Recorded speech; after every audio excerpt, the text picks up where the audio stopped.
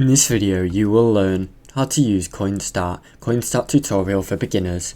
Download and install the CoinStat app. Go to the Apple App Store or Google Play Store and search for CoinStats and install the app on your device. Create a login to your account. Open the app or sign in with your email or connect your Google or Apple account. Add your wallets and exchanges. Tap Connect Wallet or Exchange, then link your crypto wallet or exchange account. This could be Binance, Coinbase or MetaMask to track your assets automatically. Explore portfolio details. Once connected, CoinStats will display your full portfolio, showing balances, total value, and performance over time. Track prices and market trends. Use Market tab to monitor live crypto prices, set alerts and analyze your coin you are interested in. Manage and trade assets. From your dashboard you can swap, buy or even sell crypto directly with CoinStats, depending on your region. Make it complete with your crypto management tool.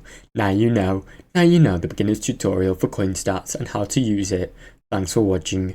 Don't forget to like and subscribe.